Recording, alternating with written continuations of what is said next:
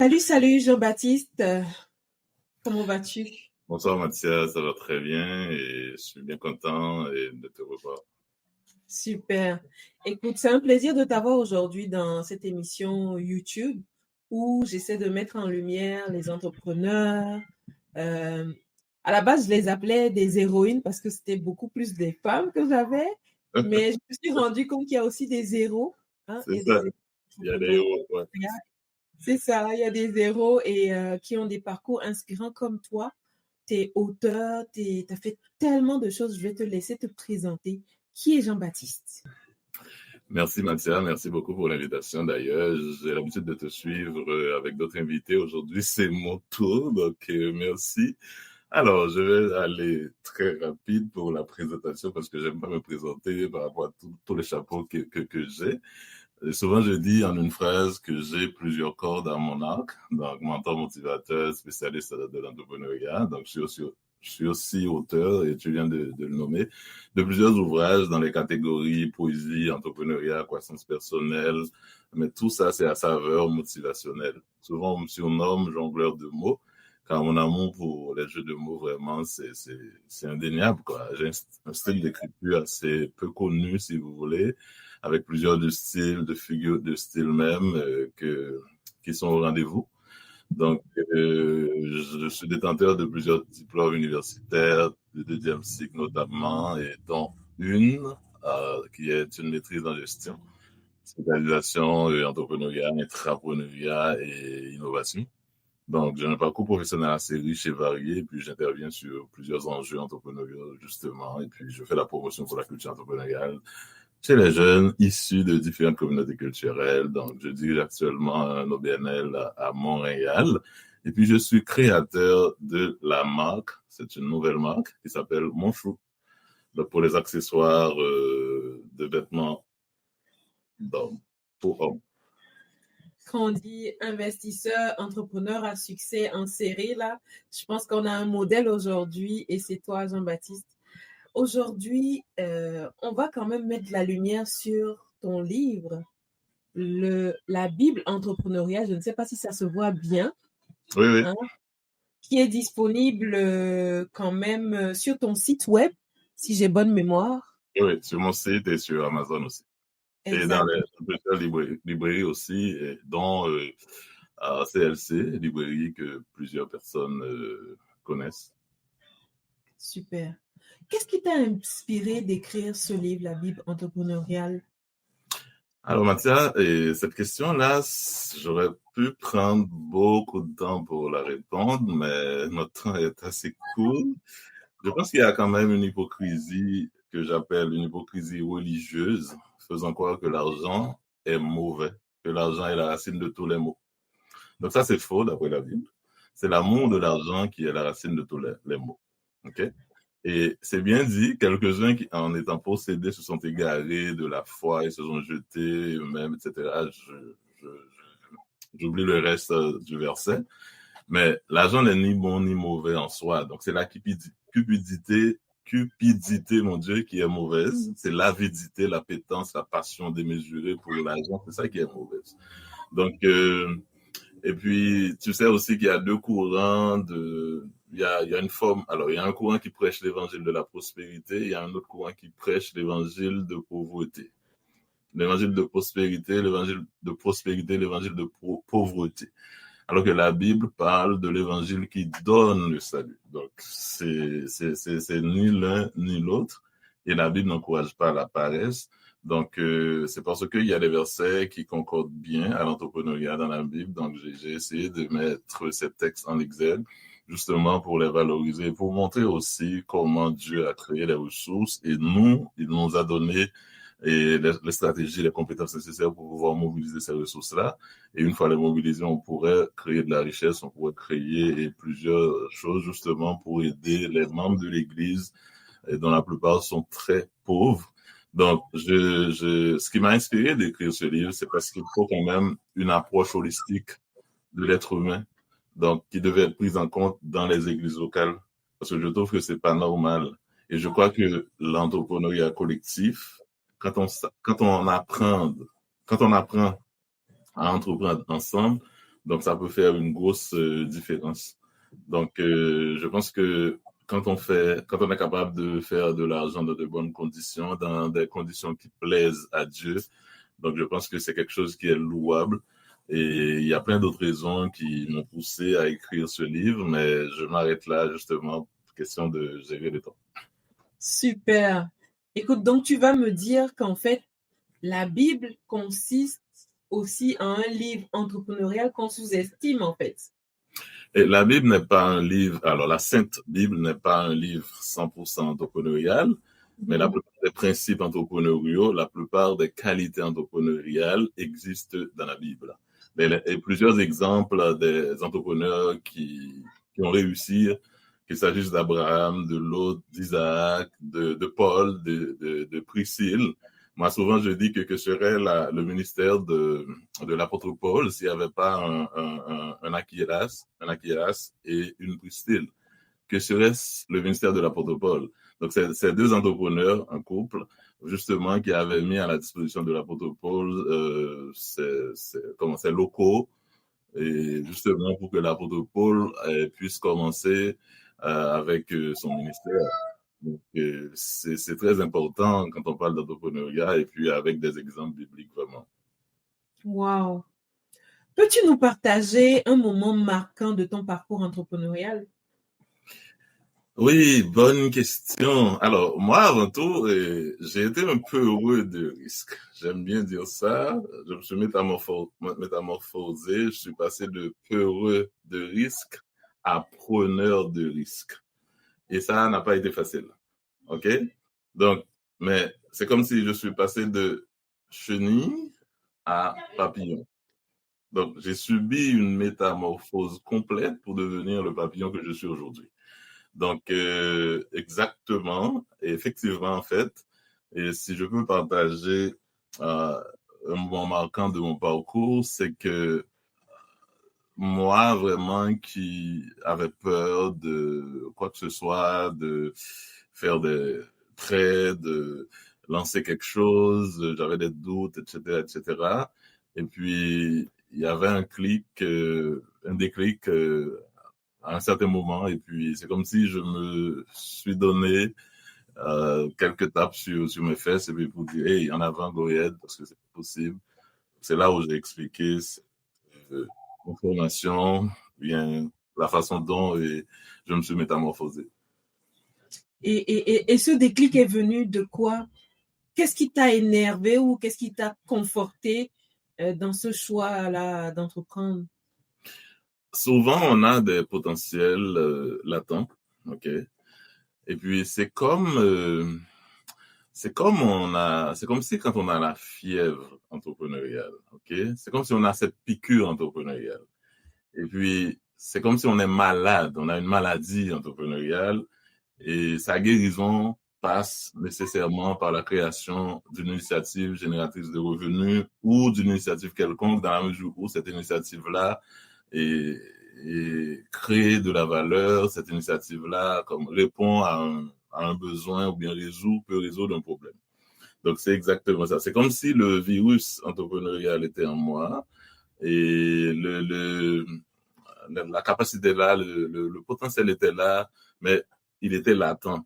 Donc, je n'étais pas capable de le déceler à un certain moment, mais avec le temps, donc c'est comme si c'est une poule qui doit pondre un œuf, et puis le moment arrive, donc que ce soit dans son nid ou ailleurs, elle va le pondre pareil.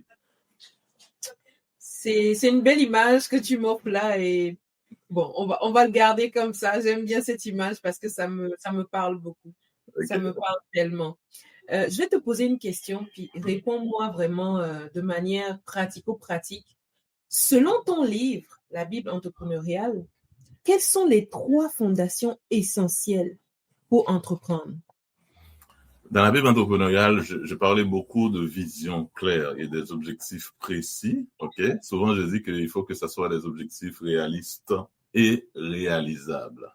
Parce que souvent, c'est réaliste, c'est pas réalisable. Souvent, c'est réalisable, c'est pas réaliste. Moi, je parle des deux. Donc, je pense que, et comme comme fondation essentielle dans mon livre, justement pour entreprendre. Donc, la vision claire, c'est important comme comme premier élément. Comme deuxième, je veux parler d'une proposition de valeur qui est axée vraiment sur l'innovation, parce que ça, c'est important. Ça, c'est important, comme on dit souvent, qu'une entreprise qui innove pas est une entreprise qui meurt. Donc, l'entrepreneur qui n'est pas un entrepreneur innovant, donc c'est un entrepreneur qui est appelé à mourir. Quand je dis mourir, c'est pas fin de vie, mais fin de son produit ou du service qu'il offre ou bien de son entreprise.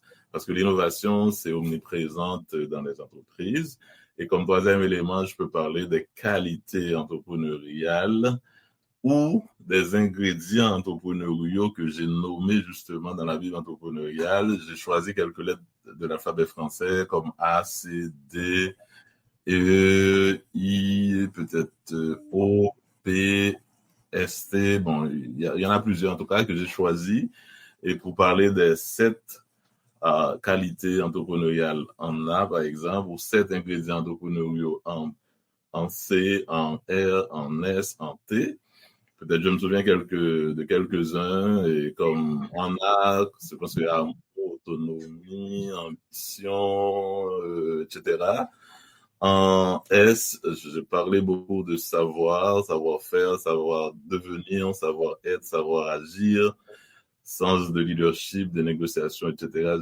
J'ai pas tout en tête. Mm-hmm. Et j'ai parlé aussi quelques ingrédients T, justement, ténacité. Et je pense que j'ai parlé de l'échec en termes de tolérance à l'échec, ça c'est bon. Oui. Et le travail aussi qui est très, très important parce qu'il y a des gens qui pensent que les entrepreneurs ne travaillent pas. Et moi, j'aimerais leur dire que les entrepreneurs travaillent beaucoup, beaucoup, beaucoup plus que les employés. Donc, ça, c'est important et j'ai pas tout en tête comme je t'ai dit, mais j'ai parlé quand même j'ai utilisé quelques lettres pour parler des qualités entrepreneuriales ou des ingrédients entrepreneuriaux dans mon livre. Donc, c'est un livre à lire, effectivement. Je pense que les auditeurs, auditrices, téléspectateurs seraient très intéressés à découvrir ce fameux livre.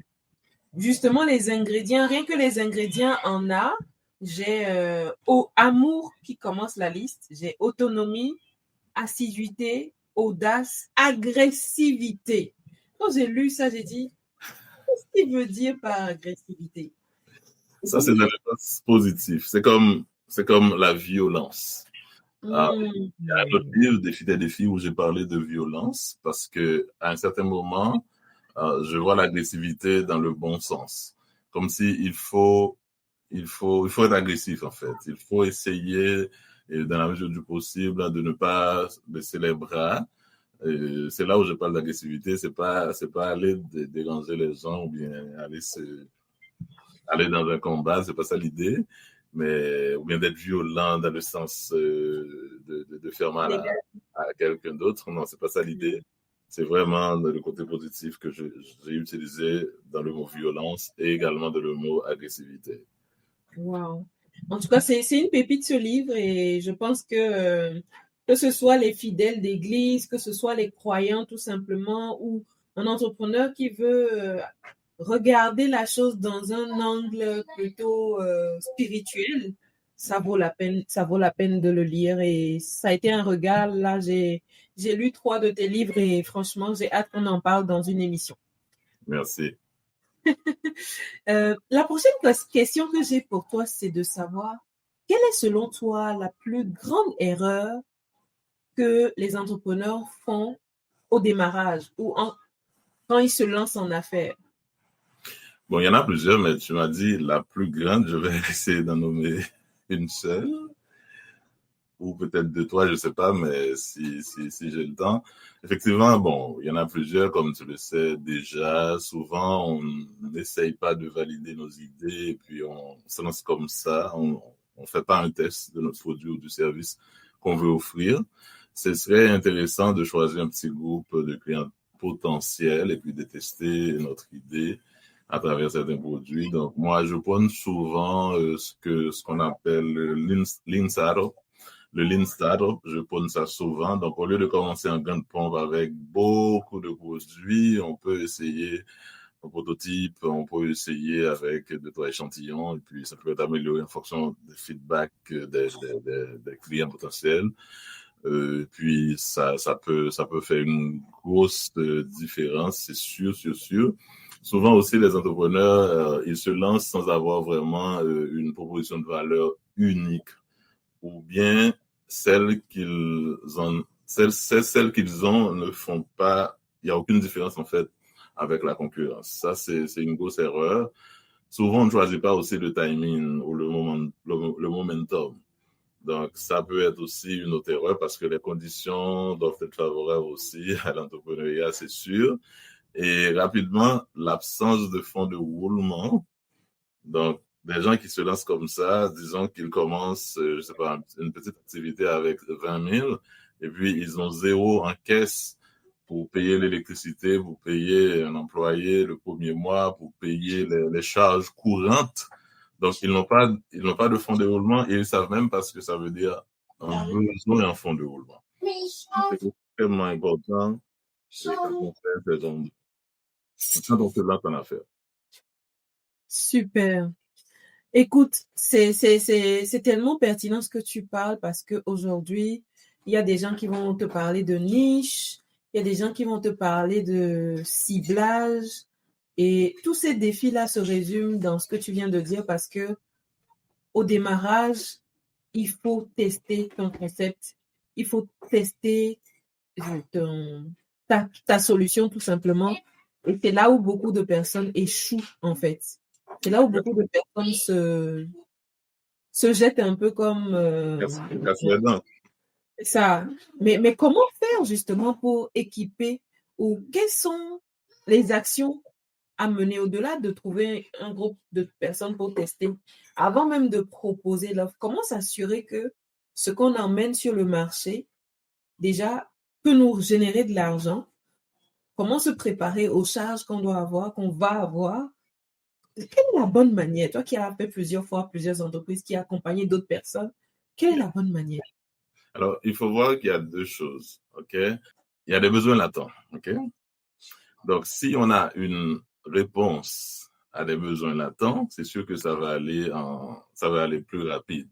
Mais si on propose un produit ou un service pour lequel il n'y a aucune demande réelle, bien entendu, donc, quelle que soit la qualité de ce produit-là ou de ce service-là, on risque quand même d'être échoué parce que il n'y a pas de demande réelle pour ce produit-là. OK? Maintenant, si on veut valider notre idée, si on veut tester le marché, c'est assez facile, mais ça peut être aussi compliqué pour certains. Parce que veut pas, le réseautage joue un rôle primordial dans en entrepreneuriat, veut pas. Souvent, c'est pourquoi il y a une méthode qui s'appelle l'effectuation. Donc, ça veut dire que c'est une méthode qui est basée vraiment sur le réseautage. Donc, tu as un réseau très fort, un réseau social très fort, et puis tu te dis que, OK,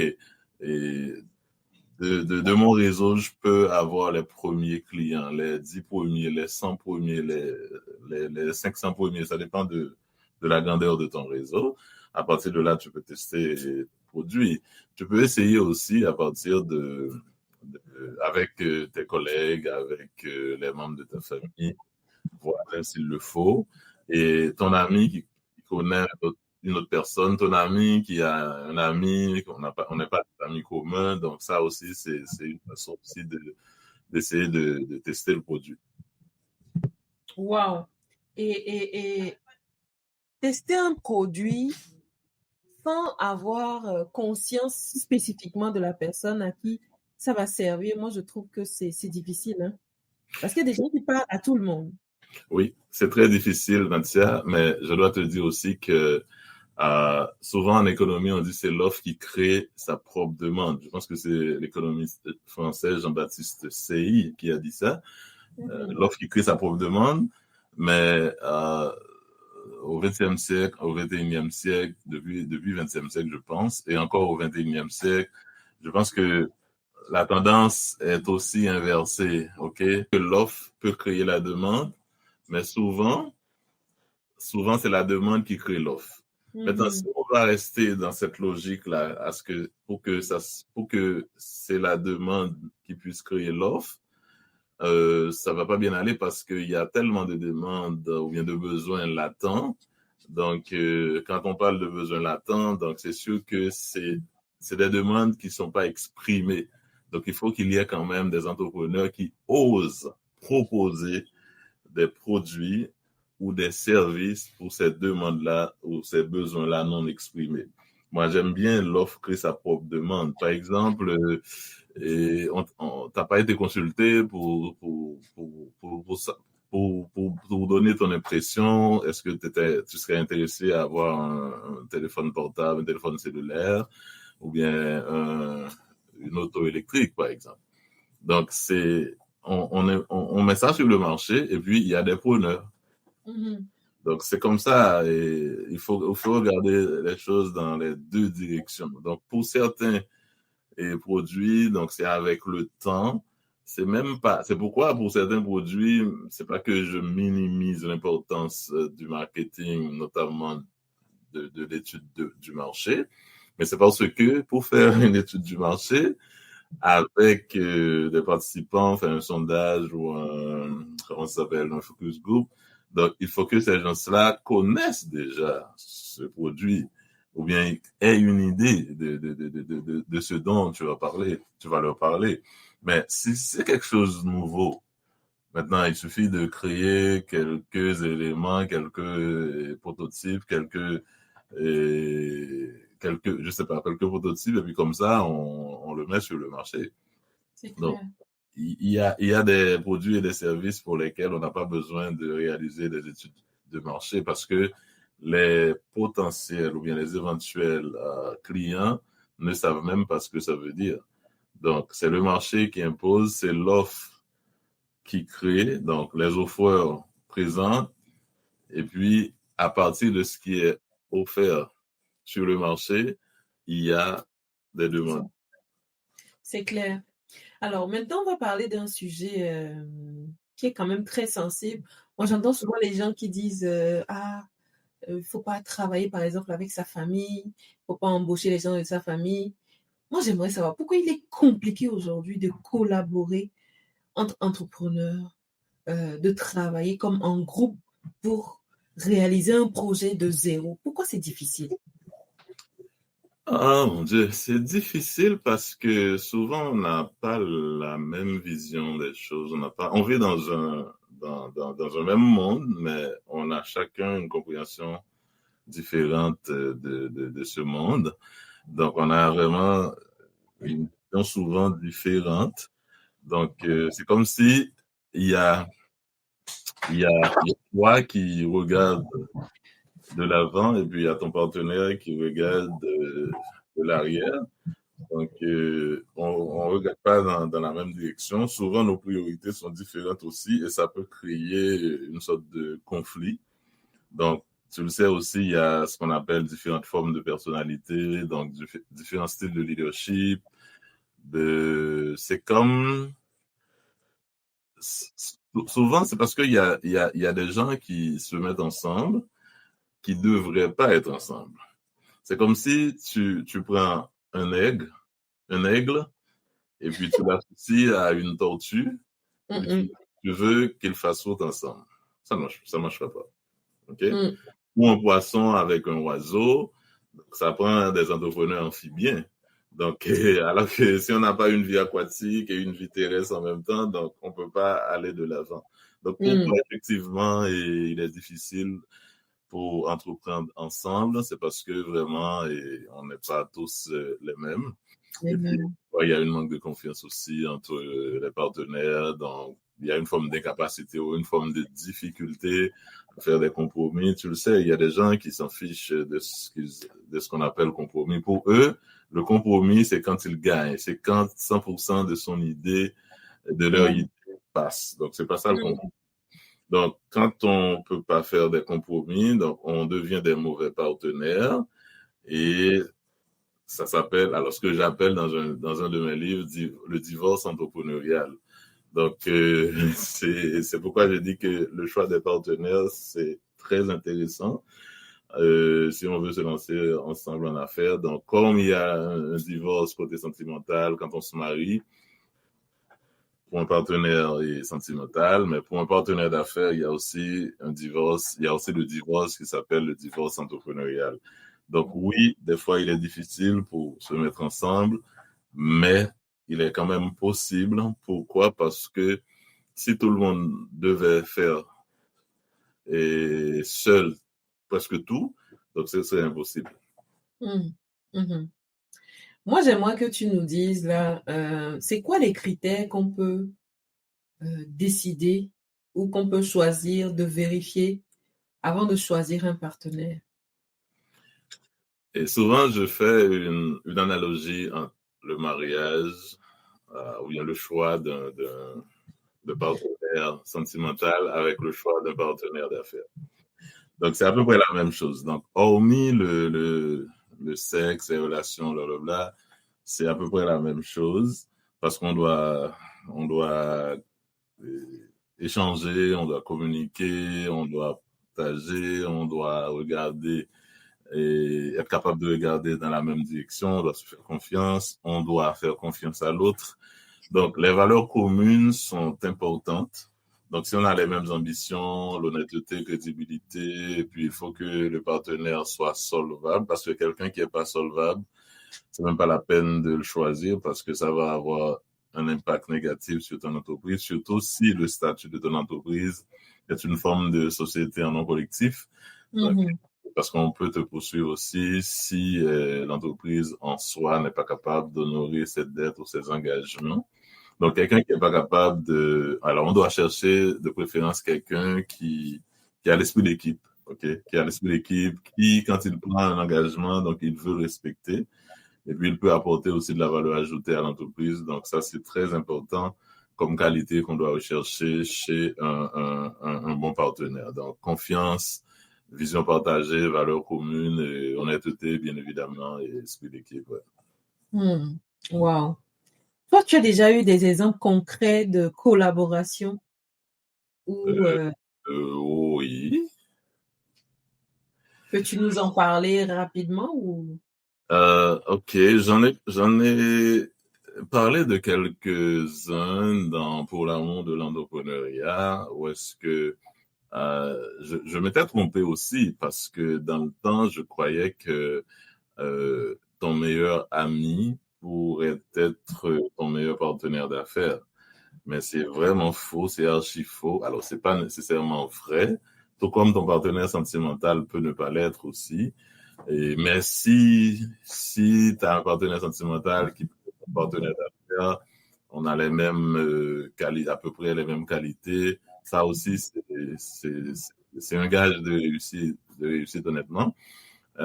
Mais on peut avoir vraiment un bon partenaire sentimental, un bon ami, ton meilleur ami, ta meilleure amie peut ne pas être ton partenaire d'affaires. Donc, parce qu'en termes de collaboration, souvent, ça peut poser un problème et on ne mélange pas affaires et sentiments. Donc, business is business. Ça, c'est très important. Et puis, ça peut créer trop de frustration, et des conditions, justement, qui peut briser même cette relation-là. OK? Donc, maintenant, dans mes expériences, effectivement, donc, j'avais choisi plusieurs personnes que je croyais vraiment qui pouvaient être des partenaires sérieux et sincères. Il y en a quelques-unes qui étaient pas motivées ou bien qui se faisaient pas confiance. Parce que souvent, ils disaient que, mais on n'est pas capable de faire ça, on n'est pas capable d'arriver là, donc il faudrait quand même qu'on trouve quelqu'un d'autre. Donc, juste pour dire que ça, c'est un première catégorie. Une deuxième catégorie, c'est qu'on a essayé ensemble et puis avec le temps, donc c'est des gens qui voulaient avoir tout pour eux. Et ça, c'est Mmh. un gros problème. Mais aussi, on a eu de bons partenaires, des partenaires sur qui on peut compter. Et jusqu'à date, on a des partenariats solides qui continuent a bien roulé. Donc, je pense que à ce niveau-là, donc, on ne peut pas se plaindre. Mhm. Moi, j'aimerais savoir comment définir une vision commune quand on veut entreprendre à plusieurs. Comment s'assurer que, dépendamment de la personnalité de la personne, dépendamment si la personne a confiance ou pas, comment s'assurer d'avoir une même vision? Admettons, toi, tu es porteur de projet. Comment tu t'assures que les gens que tu embarques là, comment tu t'assures qu'ils ont une vision, qu'ils comprennent le but puis qu'ils l'adoptent? OK. C'est sûr que ça prend beaucoup de sincérité de la part des éventuels partenaires. Si jamais l'idée était venue par une seule personne. Mais si c'est ensemble qu'on veut créer quelque chose, on veut lancer un projet à plusieurs, par exemple, il faudrait quand même qu'on s'assoie, il faudrait quand même qu'on s'assoie ensemble pour, euh, pour identifier les enjeux, pour identifier, je ne sais pas, les raisons pour lesquelles on veut créer un projet ensemble. Et puisqu'on est capable d'identifier les raisons, on est capable de voir les enjeux, la problématique, on est capable aussi ensemble de proposer la solution ou les éléments de solution appropriés. Donc, si ça se fait comme ça, c'est sûr que tout le monde va avoir une meilleure compréhension des besoins et on serait capable de développer vraiment des solutions efficaces. Moi, souvent, dans mon expertise, je ferais appel à la méthode de design thinking. Donc, Mhm.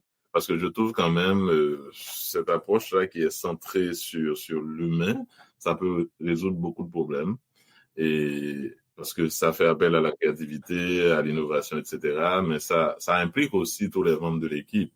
Donc, Mhm. on parle de co-création. Donc, si on est capable de créer ensemble, et je pense que on est capable de construire ensemble. Donc, la construction, pas seulement d'un édifice, mais d'une vision commune. Donc, la vision est commune, on la construit ensemble, la mission également, les valeurs également, les stratégies, on les décide ensemble, les lignes directrices, les objectifs, objectifs court, moyen, long terme, plan d'action et même la fixation des indicateurs. Donc, si on est capable de faire tout ça ensemble, je pense que la vision commune, ça, c'est déjà c'est déjà un atout, OK, un Mhm. atout pour qu'on puisse aller de l'avant. Mhm. Wow. Écoute, j'aurais pu passer 2 heures même à parler de ce livre parce que je le trouve mémorable et magnifique comme livre là. La vision Franchement, entrepreneuriale, ouais, j'ai, c'est, c'est facile à lire. Il y a trop de pépites dedans et ça va jusque dans la recherche de financement. En tout cas, c'est magnifique. C'est vraiment magnifique. Donc, on n'a pas beaucoup de temps, donc je vais juste essayer de déboucher vers la fin.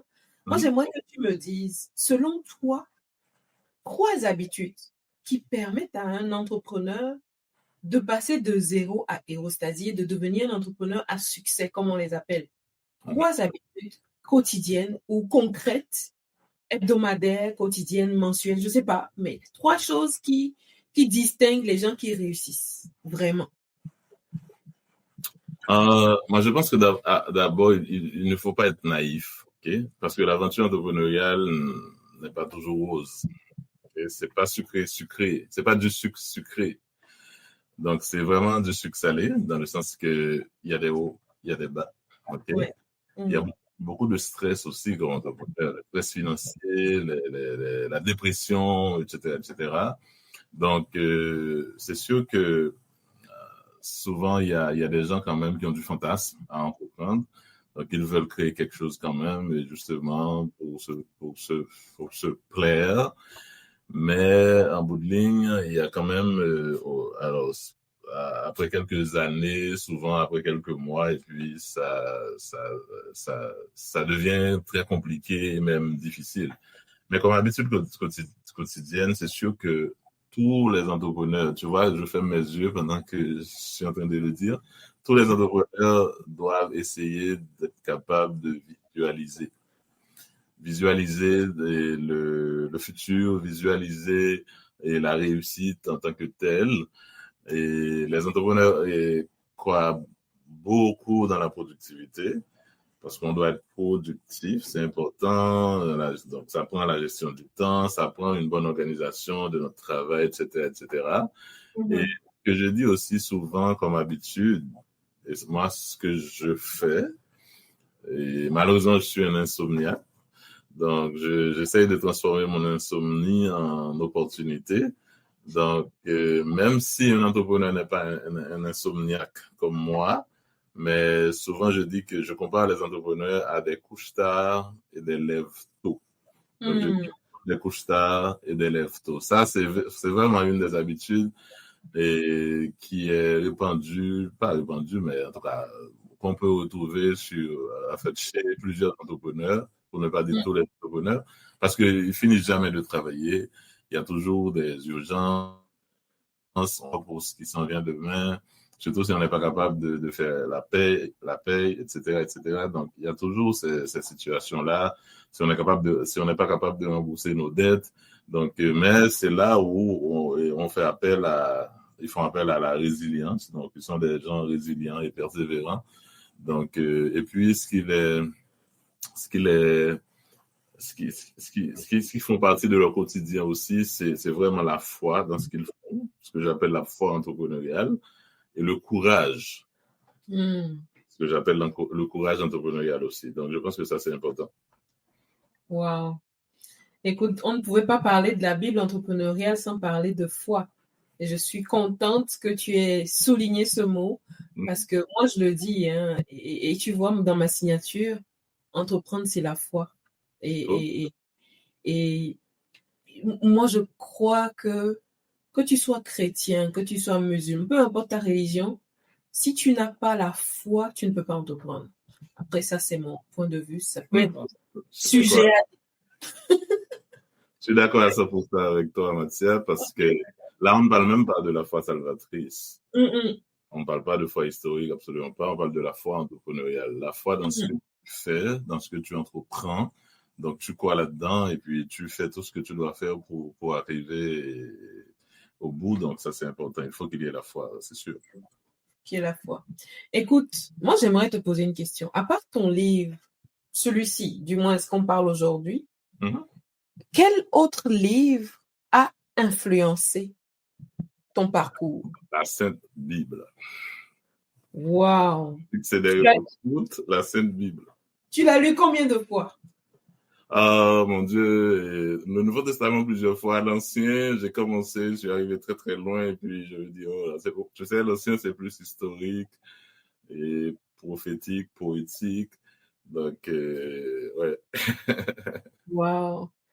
Si tu pouvais inviter 3 personnes pour parler entrepreneuriat, qui choisirais-tu? Si tu me permets, je dirais 3 catégories de personnes de préférence.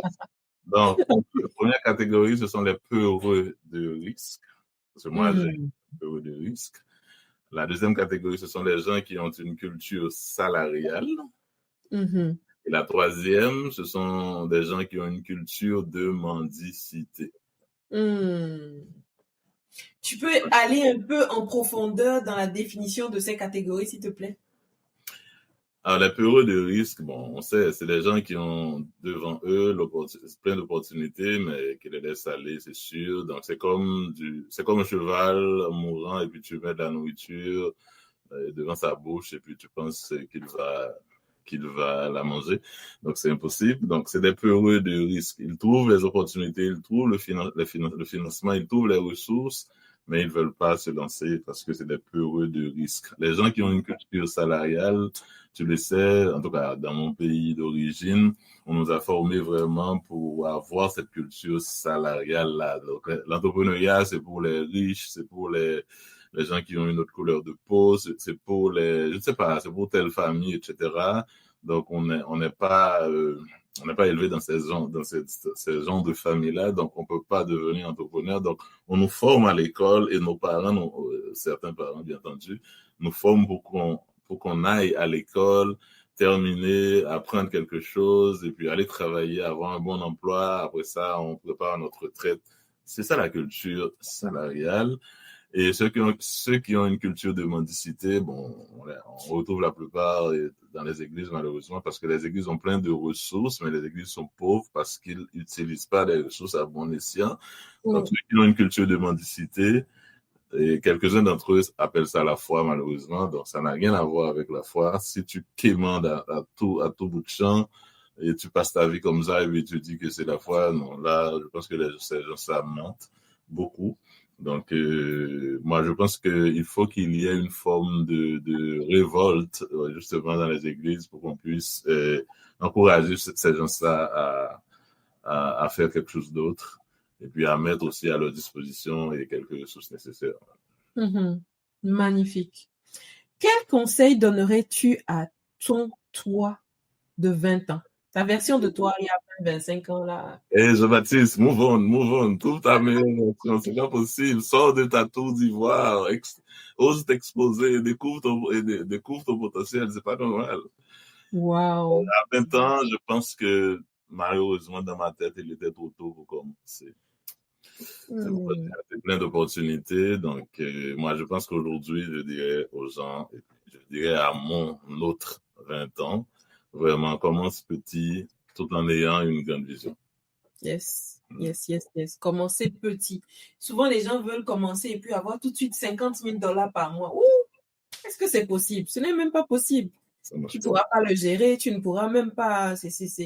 Non. Tu vas te faire du mal pour rien. Donc, Dieu même sait, il ne nous donne pas les gros résultats tout de suite.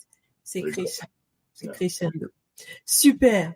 Quel échec est devenu une bénédiction dans ton parcours entrepreneurial? Rapidement, je peux dire que j'ai été couturier pendant 7 ans, de 17 à 24 ans. Donc, j'avais la possibilité de créer une boutique prêt-à-porter, etc. Pas une marque nécessairement, mais une boutique prêt-à-porter. Et mon champ n'était pas trop ouvert pour parler de marque à ce moment-là. Mais je n'avais pas cette culture entrepreneuriale, justement, qui pouvait m'inciter à créer. Donc, je considère cela comme un échec. Mais aujourd'hui, 26 ans plus tard, j'ai créé une marque. Une marque de parfum et d'accessoires de vêtements. Donc, en lien avec mon ancien métier. Donc, l'échec peut être un tremplin justement vers le succès. Et puis, je voulais dire à l'auditoire que l'échec n'est pas toujours une fin en soi. Non. Et moi, je pense que l'échec même n'existe pas. C'est des apprentissages. C'est des moments pour rebondir, pour être mieux, pour s'améliorer. Ouais. Bref. Justement, c'est la personne décourage par rapport à l'échec. Ouais, elle peut ne pas continuer, justement. Mais comme tu dis, sinon, on peut apprendre quelque chose et puis il y a une façon de recommencer. C'est clair. Si tu devais laisser une seule phrase de sagesse aujourd'hui, laquelle ça serait? Sagesse entrepreneuriale, bien sûr. Aujourd'hui, on parle entrepreneuriat. Ouais, mais comme on vient de parler d'échecs, en fait, je pense que il faut que les gens regardent sur ceux qui réussissent côté entrepreneurial, de s'inspirer de leurs témoignages. Donc ça, c'est important. Et puis parce que ces gens, ils ont appris de leurs erreurs, de leurs échecs, etc. Mais ils ont quand même, ces échecs-là leur ont servi de carburant justement pour leur permettre d'avancer. C'est clair. Super, on arrive à la conclusion. Est-ce que toi, tu as des actualités aujourd'hui? Tu as quelque chose qui est important pour toi, un réseau social où tu en parles, où tu aimerais que l'auditoire aille t'écouter, te lire? Voilà, la petite période de pub parle de tes actualités. Merci pour ce moment, en fait. Pour quelques secondes, où est-ce que je pourrais parler de l'actualité en ce qui me concerne, effectivement. Je suis présent sur les réseaux sociaux, LinkedIn et Facebook, évidemment. Pas trop Insta, mais sous peu, je vais être un petit peu plus présent. Pas encore TikTok non plus.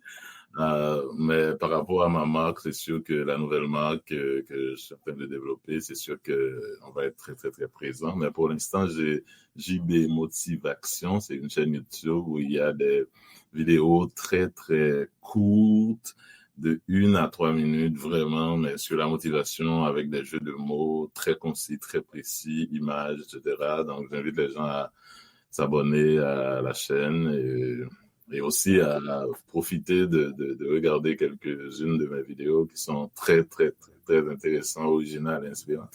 Donc, c'est ça. Et puis, je les invite aussi à rester à l'affût, justement, pour les pubs qui s'en viennent pour la marque. Et ça va être quelque chose. Ça. Super, super, super. Écoute, on arrive ainsi à la fin de cette émission. Et moi, j'aimerais savoir quelle est la seule chose que tu aimerais que les auditeurs retiennent de ce partage qu'on a eu à faire autour de la Bible entrepreneuriale. Qu'est-ce que tu aimerais qu'ils retiennent? S'ils oublient tout ce qu'on a dit là, c'est quoi le plus important qu'ils doivent retenir? Parce qu'ils doivent retenir que l'entrepreneuriat est une aventure et l'entrepreneuriat a de l'avenir et il est aussi une avenue. Mm-hmm. Donc, l'entrepreneuriat a de l'avenir et l'entrepreneuriat est une avenue. Donc, certainement, c'est une avenue sucrée-salée. Donc, j'aimerais qu'ils sachent qu'ils peuvent créer une avenue entrepreneuriale justement pour leur avenir. Et en apprenant à entreprendre ensemble, c'était ça que nous avons comme sujet d'ailleurs. Et puis, c'est l'essence même du livre La Bible entrepreneuriale. Super. Merci beaucoup, Jean-Baptiste. Écoute, je vais mettre dans la description de cette vidéo ton lien pour acheter tes livres. Okay. Je vais te taguer sur YouTube. Ça a été un moment merveilleux de partage, sauf qu'on ne peut pas le garder trop longtemps. Fait que je vais te dire merci, puis à la prochaine. Merci pour ce que tu fais, bravo, et puis j'apprécie énormément et ton input dans tout ce que tu fais. En tout cas, c'est toi qui anime, tu te présentes pas, mais j'apprécie ce que tu fais, et puis je pense que la prochaine fois, on pourra avoir l'occasion de se parler encore. Avec plaisir. Merci beaucoup, JP. Merci.